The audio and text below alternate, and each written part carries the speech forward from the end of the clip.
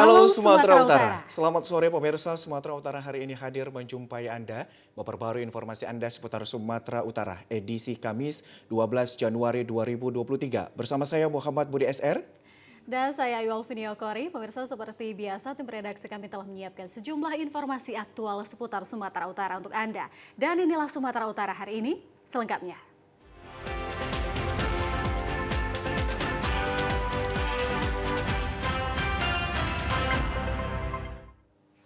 Ya, pemirsa, informasi hari ini diawali dari seorang pria di Medan lakukan pungutan liar menggunakan rompi e-parking dan aksinya terekam kamera warga. Inilah rekaman amatir warga yang memperlihatkan seorang pria diduga melakukan pungutan liar terhadap para pengendara yang parkir di depan sebuah toko keramik di Jalan Brigjen Zain Hamid, Kota Medan. Dalam video tersebut, pria yang memakai rompi e-parking dan terdapat identitas yang bukan miliknya terlibat cekcok dengan si perekam. Bahkan pria tersebut sempat mengancam si perekam kalau dia tidak takut untuk diviralkan.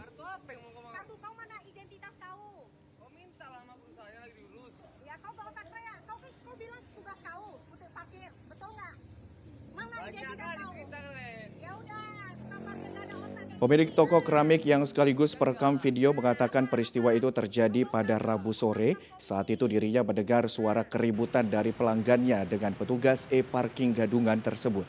Saat didatangi pelanggannya berkata bahwa petugas gadungan itu meminta sejumlah uang parkir dan tidak ingin dibayar menggunakan uang elektronik.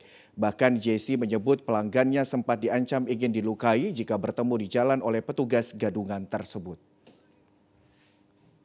Misalnya dia mau ngutip, selagi konsumen mau kasih, kita nggak permasalahkan. Cuma masalahnya pas dia minta itu, konsumen kan pasti, konsumen ataupun sales, pasti kan minta surat elektrik. Kan sekarang udah pakai mesin. Jadi pas sales minta, dia nggak mau kasih. Nah, dia bilang, bayar aja susah, cuma 2.000 peraknya katanya. Jadi entah cemana, berdebat lah orang itu di depan, berdebat dengan kayak mana.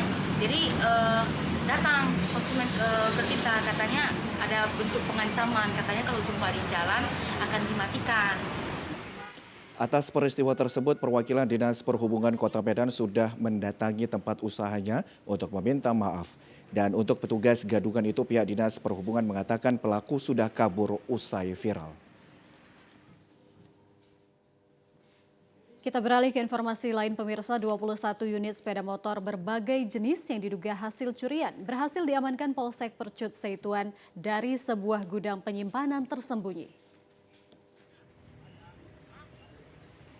Bermodalkan informasi dari masyarakat, petugas unit Reskrim Polsek Percut Seituan melakukan penggerebekan di sebuah rumah yang dijadikan gudang di kawasan Jalan Rambungan, Desa Tembung, Kecamatan Percut Seituan kemarin. Dari lokasi tersebut, petugas menemukan puluhan sepeda motor dengan berbagai jenis tanpa dilengkapi dengan dokumen tanda kepemilikan. Sebanyak 21 sepeda motor yang diduga hasil curian ini kemudian diamankan ke Mapolsek Percut Seituan. Polsek Percut Seituan mengimbau kepada masyarakat yang merasa kehilangan sepeda motor untuk datang dan membawa surat tanda milik kendaraan bermotor guna dicocokkan dengan motor hasil penggerebekan tersebut. Kapolsek Percut Seituan Kompol Muhammad Agustiawan mengatakan, ruko milik seorang wanita berinisial MT ini diduga telah dijadikan gudang penyimpanan sepeda motor selama bertahun-tahun lamanya. Saat digerebek, pemilik ruko tidak dapat menunjukkan bukti surat kendaraan sehingga polisi juga turut memboyongnya guna dimintai keterangan lebih lanjut. Kasus penipuan penggelapan yang dilakukan oleh unit Reskrim Polsek Percut Seituan berdasarkan laporan dari masyarakat bahwasanya ada diduga tempat menampung barang gadean. Kemudian tim menuju ke sana. Setelah sampai di TKP di Jalan Pasar Tembung, tim menemukan puluhan motor di dalam gudang tersebut. Selain berdasarkan informasi dari masyarakat, petugas mendatangi tempat penyimpanan sepeda motor yang diduga hasil curian ini juga merupakan hasil pengembangan dari laporan pencurian dan penggelapan sepeda motor di Polsek Percut Seituan. Pemirsa, kita beralih ke Kabupaten Labuhan Batu Utara. Bupati Labuhan Batu Utara Henry Yanto Sitorus saat meninjau lokasi kebakaran berjanji akan membangun kembali 16 unit rumah warga yang terbakar di Dusun Simandulang Pantai, Desa Simandulang, Kecamatan Kualuh Ledong, Kabupaten Labuhan Batu Utara. Saat meninjau lokasi 16 unit rumah yang terbuat dari kayu hangus terbakar, sekaligus melihat warganya yang berjumlah 65 jiwa kehilangan tempat tinggalnya. Peristiwa kebakaran membuat warga panik dan menyelamatkan diri bersama keluarganya sehingga tidak dapat menyelamatkan harta benda. Salah satu warga korban kebakaran, Siti Haja, mengatakan akibat kebakaran ini semua harta benda miliknya hangus terbakar dan hanya ada baju tinggal di badan. Siti Haja berharap agar Pemkab Labuhan Batu Utara dapat membangun kembali rumah milik mereka.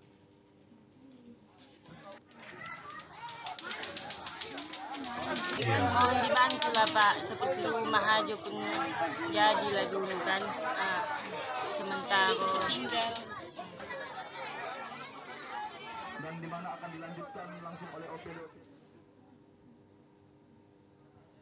Sementara itu, Bupati Labuhan Batu Utara Henry Ianto Sitorus menjelaskan untuk membantu psikologis warga korban kebakaran, beliau bersama rombongan turun ke lokasi sekaligus memberi bantuan berupa sembako, pakaian, perlengkapan sekolah, dan lainnya untuk membantu secara bertahap psikologis warganya yang menjadi korban kebakaran.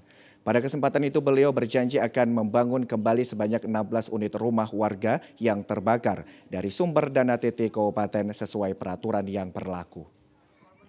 Ini kami pemerintah Kabupaten Labuhan Batu Utara hadir di sini melihat situasi kondisi masyarakat kami dari kesehatan dan keperluan-keperluan lainnya yang nantinya akan kami selesaikan secara bertahap hingga masyarakat kami bisa melakukan aktivitas seperti biasa dan senyaman mungkin dengan pelayanan yang ada kami lakukan.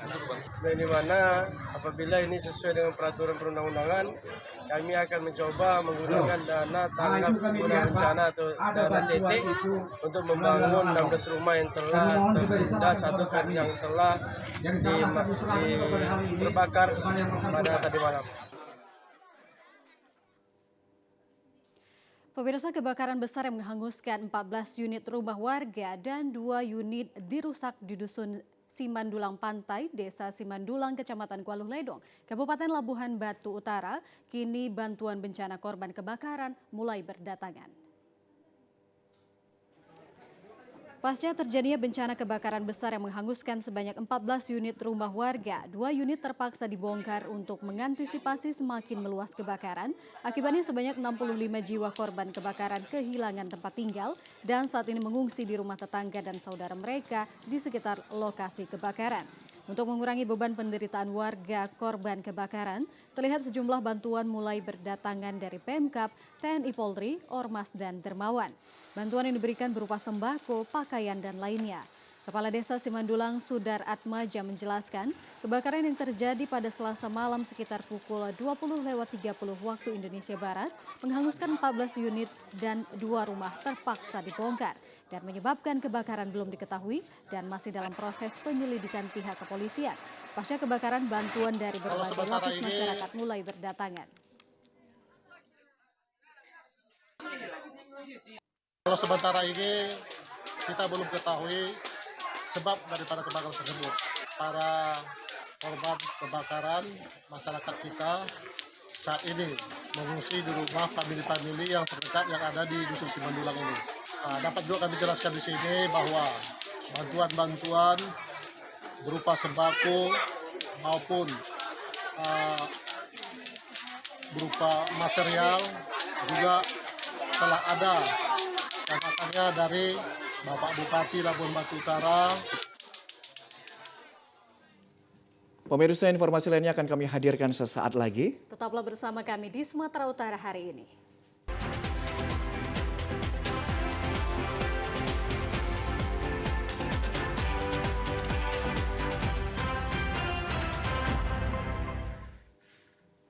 Pemirsa, Wakil Gubernur Sumatera Utara Musa Rajeksa mengapresiasi para pendiri dan pengurus Perkumpulan Amal Bakti PAB dalam mengembangkan pendidikan yang mengedepankan akhlak dan berkarakter Islami.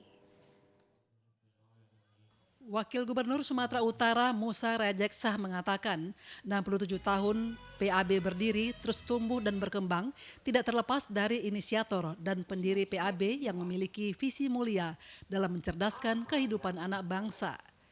Selain itu, Wakil Gubernur berharap kepada para generasi muda agar dapat meneladani konsep berpikir dan cara bertindak para pendahulu PAB yang rela berkorban mendahulukan kepentingan orang banyak daripada kepentingan pribadi. Wagub menyampaikan pemerintah akan terus mendukung keberadaan dunia pendidikan, mengingat lembaga pendidikan merupakan wadah untuk menempa akhlak dan ilmu pengetahuan bagi generasi muda. Ya, saya apresiasi setinggi-tingginya kepada PAB ya, sekarang sudah 67 tahun, artinya cita-cita pada saat pendirian ini orang-orang tua kita terdahulu betul-betul bermanfaat dan terus berlanjut. Sekolah ini bahkan tumbuh berkembang menjadi 87 sekolah, 1 perguruan tinggi. Ini niat tulus dari para pendiri itu, Allah mendengar, Tuhan melihat, akhirnya ini menjadi barokah dan bermanfaat bagi mencerdaskan anak-anak bangsa kita. Ya, kita mendukung apapun itu. Selama ini kawan-kawan dari PAB selalu datang kepada kami, apa yang menjadi masalah yang bisa kita bantu secara pemerintahan kita mendukung. Dan sekarang alhamdulillah perguruan tinggi sudah berdiri, izinnya segala sesuatunya. Tinggal pembangunannya supaya bisa menyeluruh ini terbangun semuanya, bangunan-bangunan fisik perguruan tinggi. Ketua Umum PAB Haji Ahmad Nasution dalam sambutannya pada hari ulang tahun ke-67 PAB mengatakan, sesuai dengan tema integrasi pendidikan karakter dalam kurikulum Merdeka Belajar sebagai upaya membentuk insan yang berakhlakul karimah menjadi fokus dan tujuan bagi PAB. Dikatakan melihat sejarah berdirinya PAB yang mengutamakan masyarakat di kawasan perkebunan yang jauh dari akses pendidikan sudah mampu mewujudkan perkembangan dunia pendidikan yang berdaya saing. Sampai saat ini jumlah sekolah PAB di Sumatera Utara berada di 87 lokasi dengan total murid 39.000 serta 2.700 tenaga pendidik dan 1 perguruan tinggi. Yang sangat kita harapkan sesuai dengan khitah lahirnya PAB itu, bagaimana supaya PAB ini terus meningkatkan akhlakul karimah melalui pendidikan. Upaya kami pertama menambah jam-jam pelajaran pendidikan agama di seluruh sekolah PAB. Jadi 2 jam yang disiapkan oleh pemerintah kami tambah 2 jam lagi supaya mantap kegiatan agamanya baik. Ketua Panitia Aswin menyampaikan HUT PAB dihadiri seluruh pengurus dan guru-guru yang ada di wilayah Sumatera Utara. Untuk menambah semarak kemeriahan hari ulang tahun, dilakukan lomba senam tarian Ahoy antar PAB di lapangan Kuala Begumit, Langkat. Kemeriahan hari ulang tahun PAB juga dihadiri artis ibu kota Sultan Jorgi yang ikut berbaur bersama peserta. Ya, pemirsa, Kementerian Kesehatan meminta kepada Politeknik Kesehatan mampu memenuhi kebutuhan tenaga kesehatan di daerah demi terwujudnya masyarakat sehat Indonesia maju. Transformasi SDM kesehatan bagi peserta didik yang menuntut ilmu di Poltekkes Kemenkes merupakan upaya pemerintah untuk memenuhi kebutuhan tenaga kesehatan di seluruh daerah dan kualitasnya memenuhi standar internasional. Penelitian Poltekkes Kesehatan Kemenkes sifatnya melaksanakan evaluasi keberhasilan program Kemenkes seperti penanganan stunting, screening kesehatan, imunisasi dasar, dan revitalisasi posyandu. SDM kesehatan khususnya tenaga kesehatan memiliki peranan untuk bekerja kolaboratif dengan seluruh pihak sesuai dengan 6 pilar transformasi kesehatan. Pelaksanaan rapat koordinasi nasional Rakornas Program Transformasi Kesehatan diikuti oleh kantor pusat dan unit pelayanan terpadu di lingkungan Dirjen Tenaga Kesehatan merupakan dalam rangka melaksanakan program Kemenkes RI melahirkan SDM kesehatan berkualitas. Pembinaan tenaga kesehatan berkualitas di Poltekkes Kemenkes melalui transformasi kesehatan diharapkan mampu menciptakan SDM kesehatan memiliki daya saing yang profesional di era globalisasi menuju Indonesia maju. Pemirsa, tim Aju Polda melaksanakan pengecekan segala fasilitas pendukung keamanan event Powerboat F1 H20 serta melakukan rapat koordinasi dengan Pemkab Toba terkait perkembangan pembangunan lokasi F1 H20 oleh tim Aju di Balige bertempat di kantor sementara F1 H20 di Kelurahan Napitupulu, Bagasan, Kecamatan Balige, Kabupaten Toba. Dalam kesempatan ini, tim Aju Polda Sumut melaksanakan pengecekan kantor Dinas Penanaman Modal dan Perizinan Toba yang direncanakan sebagai Common Center, kantor Kapolda Sumut dan pengecekan Mes Pemprov Subalige sebagai tempat istirahat Kapolda Sumut beserta rombongan. Selain itu juga dilakukan pengecekan Mes Pemprov Su sebagai tempat istirahat Kapolda Sumut beserta rombongan. Direktur Kriminal Khusus Polda Sumut Kombes Pol Teddy John Sahala Marbun mengatakan, adapun kegiatan yang dilaksanakan yaitu melaksanakan rapat terkait perkembangan pembangunan lokasi F1 H2O di Balige dengan instansi terkait serta memastikan segala fasilitas pendukung keamanan pada event Powerboat Race F1 H2.0 nantinya. Ya, saya kira Pemkab Toba sudah berusaha maksimal, begitu juga dengan pihak PUPR sudah menyiapkan segala sesuatunya. Cuman masih ada waktu lagi yang memang harus dipersiapkan dan segera juga dikejar targetnya. Harapannya dari kita semua, ini semua bisa berjalan dengan baik, dengan tepat waktu, sehingga pelaksanaan kegiatan event F1 HO2 ini bisa berjalan dengan baik.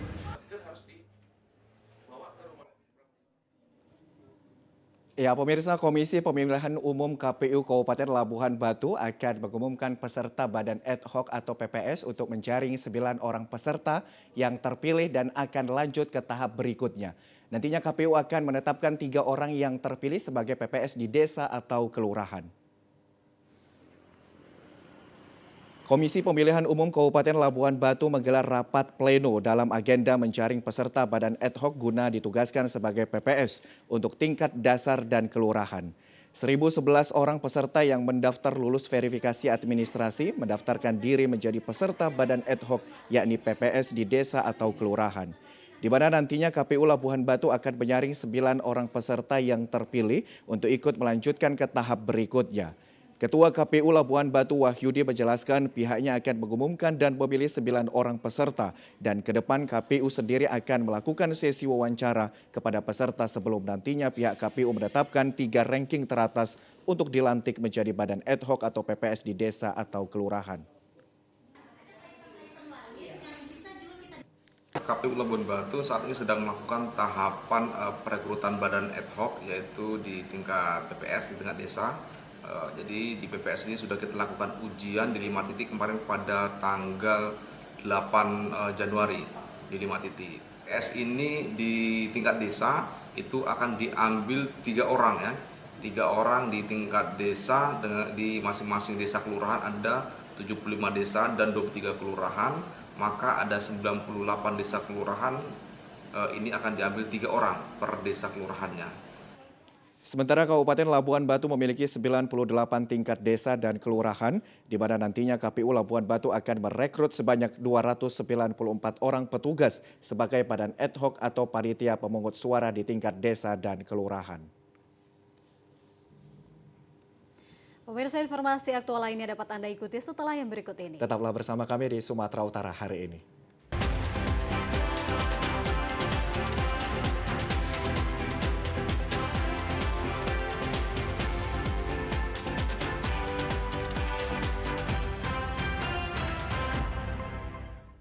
Terima kasih Anda masih bersama dengan kami, pemirsa. Sejumlah tempat wisata lokal di Kecamatan Tarutung saat ini diperlukan adanya pembenahan dan penataan guna dapat menarik minat para wisatawan mengunjunginya.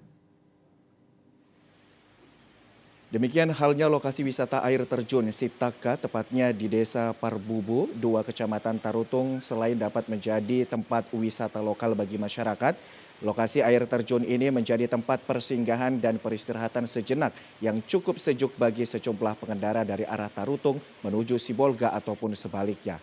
Dengan ketinggian sekitar 30 meter, meski airnya tidak terlalu jernih karena berasal dari aliran persawahan di atasnya, namun air terjun ini merupakan salah satu sumber air yang menambah debit hilir Sungai Eksigeaon yang membelah kota Tarutung. Selain terdapat air terjun Sungai Sitaka, hingga kini di lokasi ini masih terdapat 1000 tangga yang dulunya dibangun pada zaman penjajahan Belanda, namun kini sudah ditumbuhi semak belukar. Sementara itu, akibat kurangnya perawatan dan penataan di lokasi air terjun Sitaka dari instansi terkait serta minimnya sarana fasilitas umum di tempat ini, lokasi wisata kurang diminati dan terlihat kumuh. Menurut salah seorang pedagang yang rutin berjualan sehari-hari di lokasi ini berharap kiranya ada perhatian serius dari pemerintah. Hal ini mengingat bahwa lokasi air terjun Sitaka merupakan objek wisata pertama yang langsung terlihat bila mana menuju kota Tarutung dari arah Sibolga. Ya kalau kita itu ya di sini ya sekedar ya macam sekarang ini kita berusaha ya. Kita ya apa yang baiknya seperti ya kita membenahin, membersihkan ya kita bersihkan ya. Kalau kita boleh minta ya ke pemerintah ya, kalau boleh kiranya ya dibikinlah, dia diberikanlah sama kita ya, dibuatin kamar mandi lah gitu. Itu aja ya tuh kalau permintaan kita dong ya.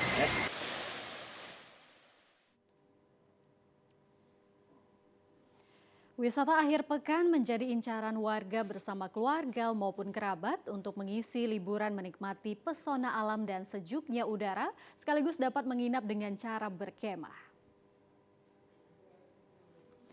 Berlokasi di perbatasan Kabupaten Karo dan Deli Serdang, wisata air terjun Sikulikap menjadi incaran masyarakat Sumatera Utara untuk berlibur saat akhir pekan maupun libur panjang.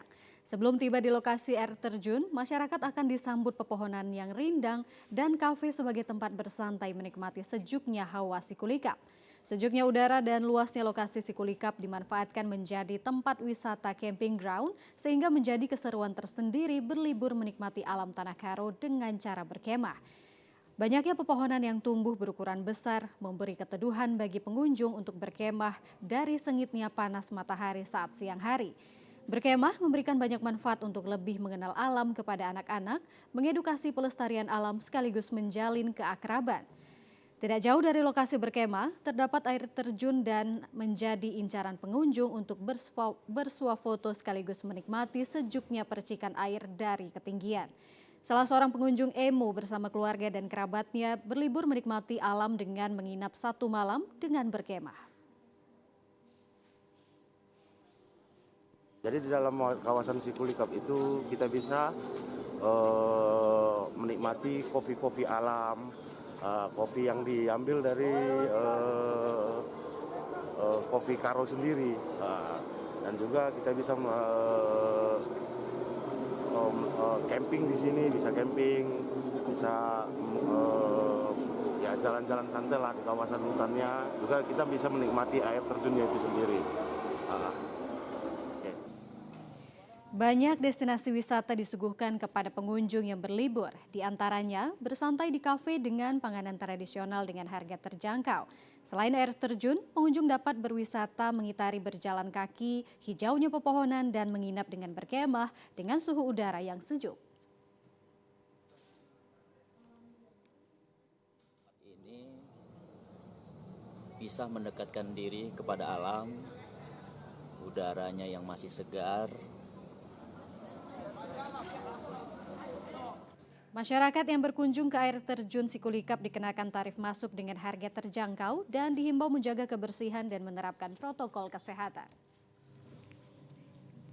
Pemirsa, sepasang suami istri mendirikan sebuah unit usaha rumahan di Medan dengan mengembangkan UMKM yang cukup unik, yaitu kerajinan tangan yang terbuat dari sabut kelapa dengan hasil yang cukup unik terdiri dari berbagai bentuk, mulai dari lukisan wajah tokoh hingga jenis binatang. Bermodalkan barang bekas dengan bahan dasar sabut kelapa inilah diolah menjadi lukisan dengan berbagai macam jenis, mulai dari hewan-hewanan hingga lukisan para tokoh bangsa seperti Presiden Joko Widodo, Menteri Pertahanan Prabowo Subianto hingga Kapolda Sumatera Utara Irjen Pol Panca Putra Simanjuntak. Sementara kerajinan yang berbahan dasar sikat diolah menjadi berbagai macam bentuk hewan-hewanan seperti kalajengking, laba-laba hingga kura-kura. Untuk lukisan yang berbahan dasar sabut kelapa, pertama-tama sabut kelapa dihaluskan terlebih dahulu, kemudian siapkan kanvas yang sudah dibentuk lukisan menggunakan lumuran lem kertas. Lalu ditaburkan sabut kelapa yang sudah dihaluskan di atas kanvas. Setelah bentuk lukisannya terlihat, lalu kanvas dijemur di bawah terik sinar matahari agar hasilnya sempurna.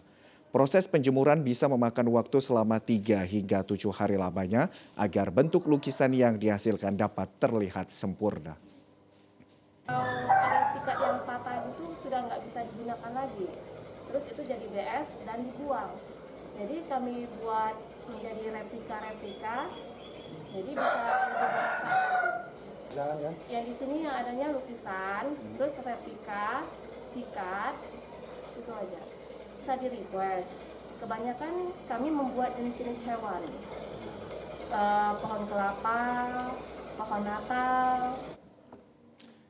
UMKM ini terletak di Jalan Medan Binjai dan harga dari berbagai macam kerajinan tangan yang cukup menggemaskan ini bervariasi, mulai dari ratusan ribu rupiah hingga jutaan rupiah tergantung ukuran dan bentuk. Para pelaku UMKM di Kabupaten Toba saat ini menjadikan ulos sebagai fashion yang menarik untuk dijadikan busana yang dapat dikenakan dalam kehidupan sehari-hari dan juga sebagai cendera mata. Dijadikannya ulos sebagai fashion ataupun busana adalah sebagai inovasi para pelaku UMKM di Kabupaten Toba dalam rangka meningkatkan daya tarik para wisatawan mancanegara maupun lokal untuk bukan hanya sekedar berkunjung, melainkan dapat menikmati ataupun membeli hasil produk lokal. Ketua pelaku UMKM Kabupaten Toba Rosita Silalahi mengatakan, seperti isu yang diketahui bahwa saat ini pemerintah Kabupaten Toba sedang giat mempersiapkan diri menyambut tamu-tamu delegasi G20 jika nantinya akan berkunjung ke kawasan Danau Toba, khususnya Kabupaten Toba. Begitu juga dengan perhelatan Formula One Boat Race H2O, di mana Kabupaten Toba menjadikan ajang perhelatan ini akan banyak mendatangkan wisatawan mancanegara. Hal ini membuat para pelaku UMKM di Kabupaten Toba berinisiatif melakukan inovasi terhadap produk-produk lokal yang nantinya dapat dilirik oleh para wisatawan yang berkunjung ke daerah. Seperti yang dilihat saat ini bahwa hasil inovasi para pelaku UMKM Toba yang dipamerkan saat ini adalah bentuk semangat daripada untuk membangkitkan geliat pariwisata ke depannya. Pemerintah sendiri sudah banyak sih melakukan perannya kepada UMKM Toba, yaitu banyaknya pelatihan-pelatihan yang sudah dibuat. Itu bisa dilihat dengan banyaknya pelaku usaha UMKM yang sudah berdiri, sudah ada sejak mereka turun ke Toba. Yang paling kami harapkan sebenarnya pemodalan lah. Pemodalan yang akses modal yang gampang, bunga yang kecil, ya, dan dipermudahlah prosedurnya, jangan dipersulit.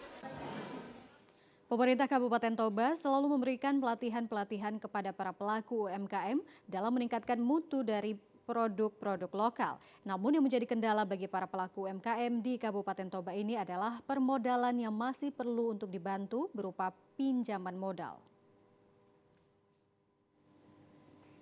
Pemirsa, ancaman resesi ekonomi di tahun 2023 tidak menyurutkan niat para entrepreneur bidang makanan untuk mengembangkan usahanya sehingga bisnis ramen yang dimiliki karya cita rasa dengan harga terjangkau menjadi incaran penikmat kuliner.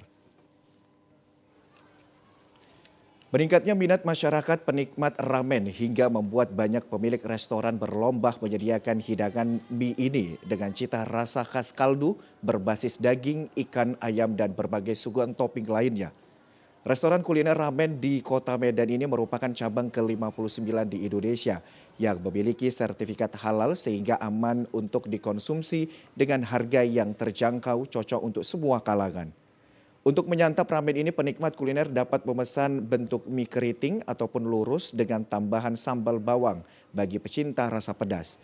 Lokasi restoran yang modern dengan nuansa identik negeri matahari terbit membuat pecinta kuliner menyantap hidangan lebih nikmat dan nyaman. Manajer pemasaran ramen Irma Amelia mengatakan tingginya minat masyarakat membuat pihaknya mengembangkan menu ramen yang bervariasi dengan perpaduan cita rasa Jepang dan Indonesia. Yakin dan kita pede banget karena makanan kita ini adalah sudah halal tersertifikasi, karena kan banyak sekali sekarang masyarakat Indonesia yang kaum muslimnya sangat banyak, jadi saya rasa untuk makanan ramen yang sudah halal ini pasti akan lebih lagi dicari untuk teman-teman muslim lainnya sih. Kayak kita pede untuk buka di daerah-daerah lainnya. Penikmat kuliner mengatakan menu ramen yang viral di media sosial ternyata memiliki cita rasa yang gurih dan cocok di lidah.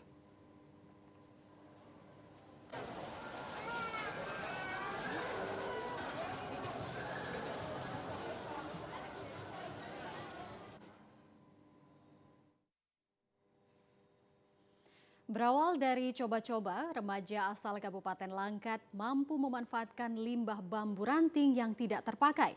Limbah ini dijadikan sebagai karya seni unik, berbagai karya seni untuk berbagai macam miniatur sepeda ontel dan becak. Karya seni yang tidak pernah terfikirkan, yang awalnya hanya ranting bambu tidak berharga, di tangan Haryadi disulap menjadi karya seni yang tidak ternilai harganya. Di rumahnya yang sangat sederhana, Haryadi dengan menggunakan pisau cutter, remaja asal desa Bajakuning, Kecamatan Tanjung Pura, Kabupaten Langkat tersebut mampu membuat berbagai macam karya seni miniatur sepeda ontel dan beca. Karya yang dibuat Haryadi ini terbilang unik sebab tidak menggunakan lem perekat untuk menyatukan replika sepeda ontel, namun hanya membuat lubang di bagian bambu untuk mengaitkan dari satu lubang ke lubang yang lainnya. Remaja yang hanya lulusan SMP ini mampu menyiapkan 3 atau 4 miniatur sepeda ontel setiap harinya, tergantung pemesanan dan tingkat kesulitannya. Awalnya dia mempunyai ide seperti ini beberapa bulan yang lalu akibat cuaca buruk yang membuatnya tidak dapat melaut. Disitulah ide kreatif itu tertuangkan olehnya melihat banyak ranting bambu yang tidak terpakai di sekitar rumahnya. Haryadi mencoba bakat tersembunyi tersebut. Dari hasil tangan terampilnya, sudah banyak karya seni terjual dan dipesan oleh warga setempat, bahkan sempat dipamerkan dalam ajang inovasi desa di Kabupaten Langkat. Karya miniatur yang diciptakan olehnya diantaranya sepeda sambung, sepeda goyang, sepeda ontel, bahkan beca. Rencananya Haryadi akan membuat replika pesawat, mobil, dan sepeda motor gede. Menurut Haryadi, sudah 3 bulan membuat miniatur dan bahannya berada di belakang rumah. Ranting bambu yang besarnya bermanfaat untuk yang lain, sedangkan ranting kecil bermanfaat untuk miniatur. Biasanya miniatur dijual seharga Rp150.000.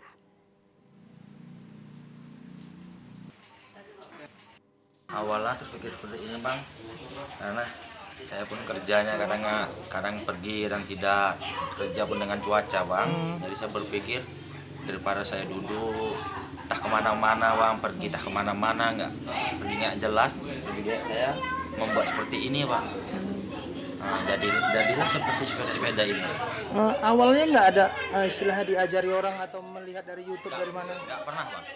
Sedikit pun diajari orang apa dari YouTube, dari melihat dari mana nggak pernah. Ini semua pemikiran dari saya sendiri bang. Haryadi berharap agar kedepannya lebih banyak lagi anak-anak di desa menuangkan ide yang lebih baik yang bisa membuat nama desa bangga. Ya, pemirsa, berawal dari usaha sampingan, seorang polisi personil unit Provos Polres Labuhan Batu melakukan budidaya jamur tiram hingga mendapatkan penghasilan saat panen per bulannya mencapai jutaan rupiah.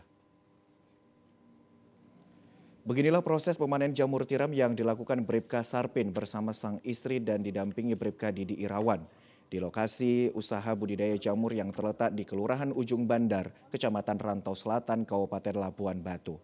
Usaha budidaya jamur yang digagas personil unit Provos Polres Labuhan Batu berpangkat Bribka Sarpin ini sudah mulai digelutinya selama hampir berjalan 2 tahun.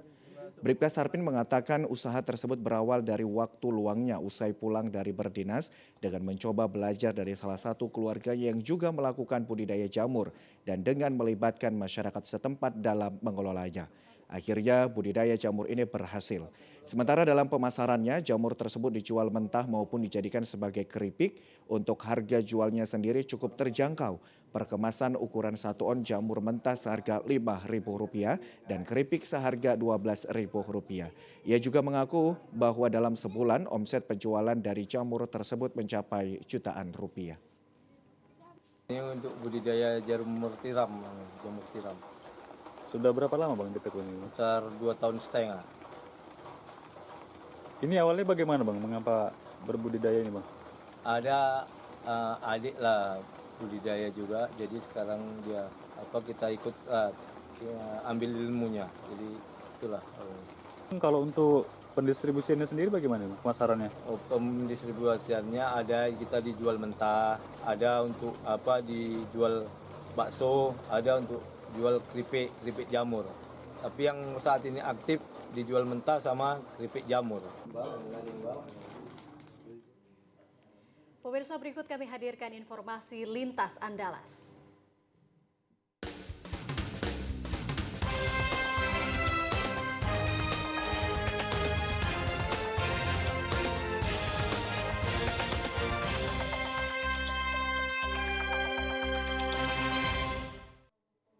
Pemirsa, terdamparnya 184 etnis Rohingya di Gampong Baru, Kecamatan Masjid Raya, hari Minggu kemarin mengundang perhatian warga. Warga mengungkapkan rasa keprihatinan akan kondisi para pengungsi tersebut.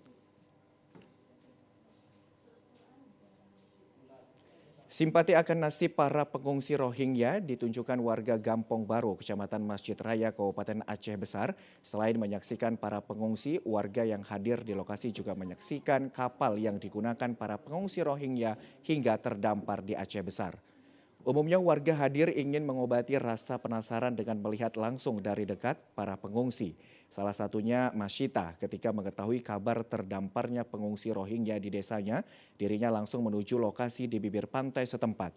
Meski tidak membawa sesuatu untuk dibagikan, namun Masyita mengaku kasihan dengan kondisi pengungsi tersebut.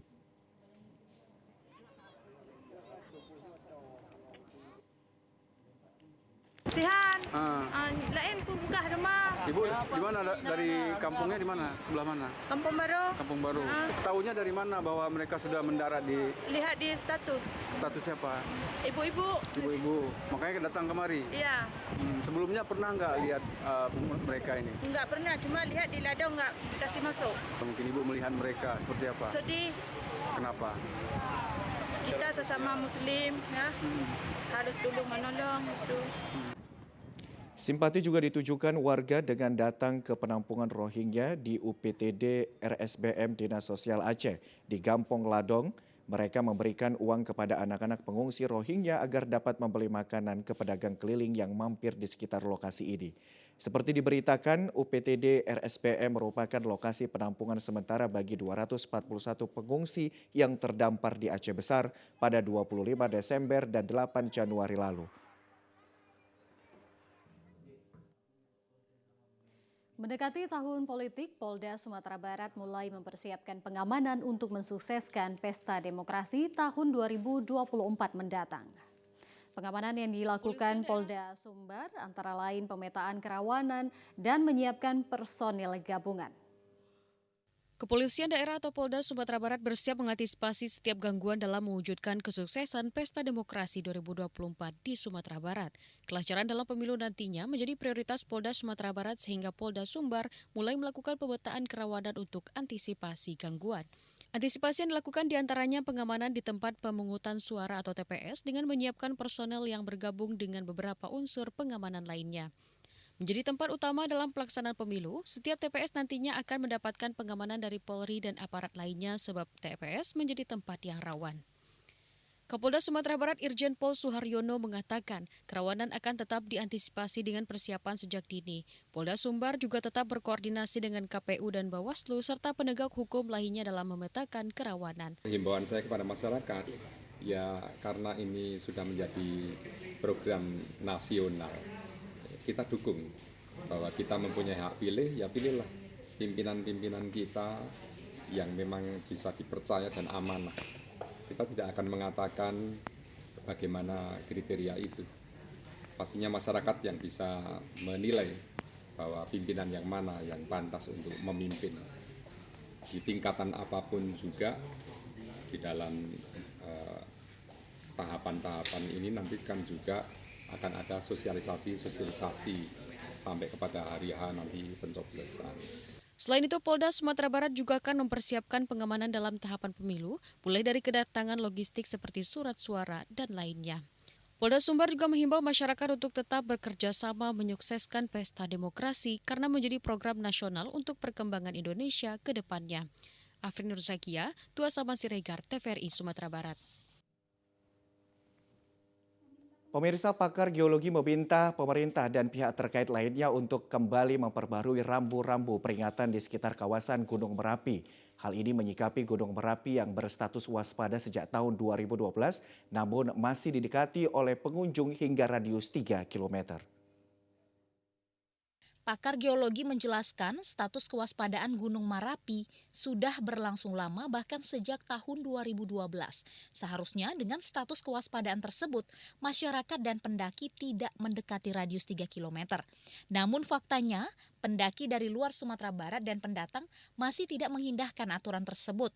Padahal di sekitar kawasan Gunung Merapi sudah terdapat rambu-rambu. Meski demikian, Ade Edward selaku pakar geologi menekankan perlunya pembaharuan rambu-rambu di sekitar kawasan yang dilarang oleh pihak terkait. Hal ini penting mengingat dengan status waspada, sebuah gunung api aktif sewaktu-waktu berpotensi mengalami peningkatan aktivitas seperti mengeluarkan abu, uap, pasir, bahkan batu lontar serta lahar panas. Yang ini persoalannya kan para pendatang dari luar daerah yang tidak paham. Nah inilah sistem pengawasannya di situ. Misalnya kalau memang disiapkan jalur pendakian resmi, nah petugasnya harus tahu statusnya apa. Kalau memang waspada ya jangan dibuka ke atas 3 kilo, harus di bawah silakan. Ya, kan kabarnya terakhir ada taman wisata alam resmi ya, resmi. Nah itu tetap harus mengacu kepada status gunung apinya. Melihat catatannya, erupsi gunung api ada masanya. Jika satu gunung api meletus, maka akan ada korelasinya dengan peningkatan aktivitas gunung api yang lainnya. Di Sumatera Barat terdapat 5 gunung api aktif, diantaranya Gunung Merapi, Gunung Tandike, Gunung Talamau, Gunung Talang, dan Gunung Kerinci. Delima Febria, Adfriandi, TVRI Sumatera Barat. Jalan lintas milik pemerintah Provinsi Bengkulu di Desa Talang Medan atau Kecamatan Selagan Raya sudah 3 tahun tidak diperbaiki, dapat membahayakan para pengendara, di beberapa titik mengalami kerusakan cukup parah.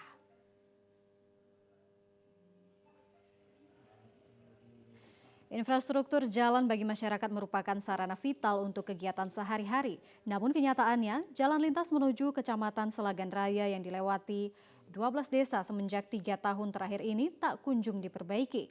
Kondisi saat ini mengalami kerusakan sangat memprihatinkan seperti berlobang ketika hujan digenangi air. Disebabkan karena faktor usia. Selain itu jalan tersebut sering dilintasi oleh dump truck bermuatan berat yang mengangkut buah sawit dan CPO milik perusahaan kelapa sawit. Ana Nasution, Kepala Desa Talang Medan menyampaikan kondisi jalan tepat di desanya cukup memprihatinkan semenjak 3 tahun terakhir karena jalan tersebut satu-satunya jalan penghubung dari Kecamatan Selagan Raya menuju Kecamatan Penarik dan pusat kota Muko-Muko. Akibat jalan rusak tersebut, ia meminta kepada pengendara untuk berhati-hati saat melintas, apalagi saat hujan lebat karena beberapa lubang cukup dalam sudah banyak terjadi kecelakaan.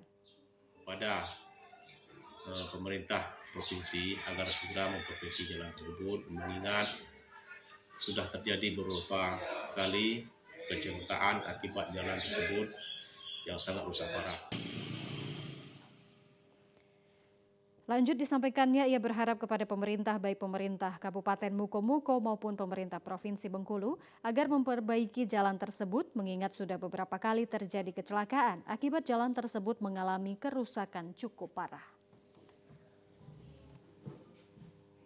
Ya pemirsa, informasi tadi menutup perjumpaan kita pada program Sumatera Utara hari ini. Saya Muhammad Budi SR. Dan saya Ayu Alvinia Kore. Terima kasih, selamat sore dan sampai jumpa.